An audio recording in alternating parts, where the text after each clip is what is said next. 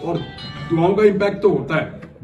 मैं जब गिरफ्तार हुआ उस रात को मुझे आइडिया तो था कि शायद मैं गिरफ्तार भी हो जाऊं, तो मैंने एक वीडियो में दुआओं की अपील की थी खवातीन से और बहनों से, माओं से, बेटियों से।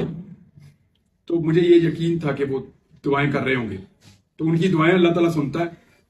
और इससे पहले भी उन्होंने दुआएं की, फिर की, बहुत दुआ की उन्होंने। मैं उन सबका बहुत मशकूर हूं। अल्लाह रब्बुल इज्जत दुआओं के सदके में मुसीबतें टाल देता है, तो उसकी बड़ी मेहरबानी अल्लाह की। सर वो लोग बहुत बेतवाब हैं आपको इसी तरह स्क्रीन पे देखने के लिए। आप आए हैं, फिर रात को वो व्लॉग देखकर सोते थे, सुबह उठ के आपका एक नया व्लॉग देखते थे, तो कब आ रहे हैं दोबारा? जो पहला सवाल हुआ आप यही दे